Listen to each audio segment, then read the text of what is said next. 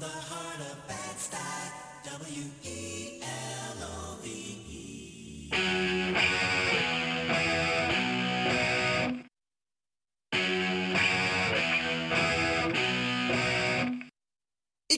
neukan, amodio eta gorrotoa askoskoetan tatuaturik, baina ukabilka ibiltzeko atzak jantzi behar dituzu. Eta batzutan amodioarekin, bestetan aldiz gorrotoarekin. 80. hamarraldian izan zen hip-hoparen eztanda, Public Enemy eta beste 11 talderekin. Rap erritmo bizkortuak eta disko jotzaileen burrumba estatu batuetan jaio zen, eta Fermin Muguruza hango magiak liluratuta geratu zen.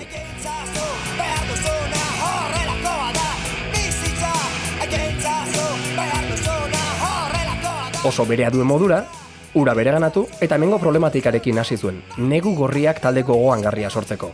Horretarako luxuzko taldea bildu zuen, Inigo Anaia, Kaki Arkarazo, Mikel Cazalis eta Mikel Abrego.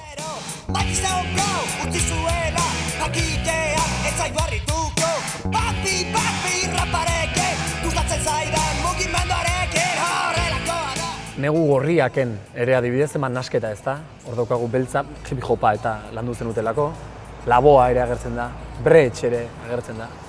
Bai, negu gorriak izan zen horrelako laboratorio oso interesgarri bat, ez? Oso interesgarri izan zen, osatu genuenean, bai Inigok, bai Kaki eta Hiruok, baina gero baita ere etorri zenean Mikel Bapekoa, ez?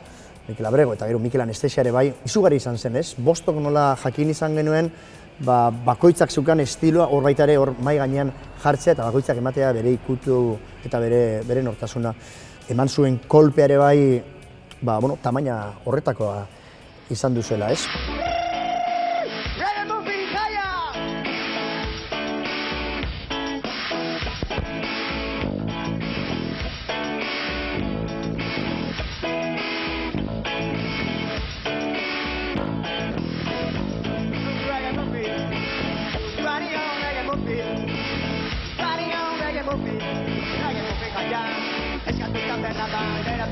Bilatu genuen toki berezi bat, ezen izan, nolanahiko lokal batean edo horrela ez, Herrera de la Manchan izan zen.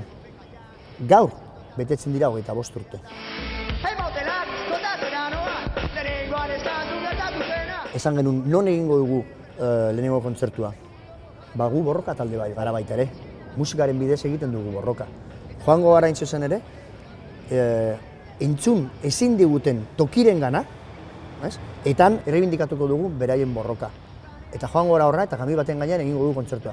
Eta horren, 1980an kaleratu genuen ekainean lehenengo diskoa, eta urte berdinean, 80.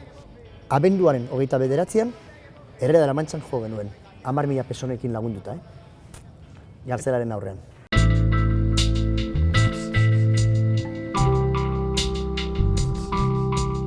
Egin egunkaria duzue hau, eta honen barruan, egin irratia.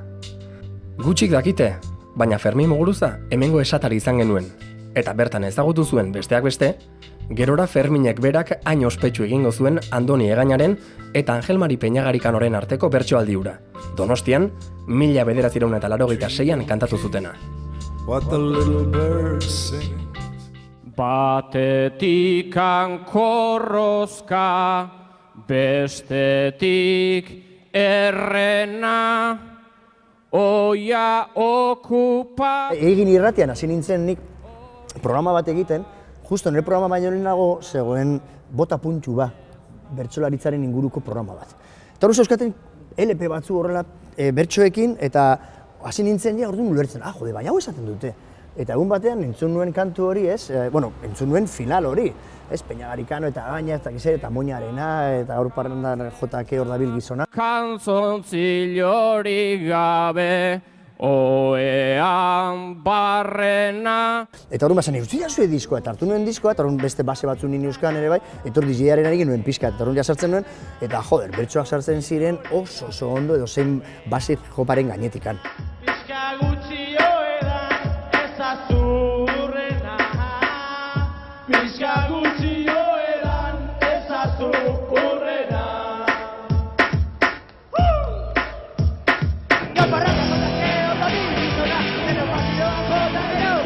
Eta hortigan etorri zen pizkat jolas bezala ere bai, eta hortigan etorri zen bertso kantu famatu hori, orain egun 25 urte dauzkana.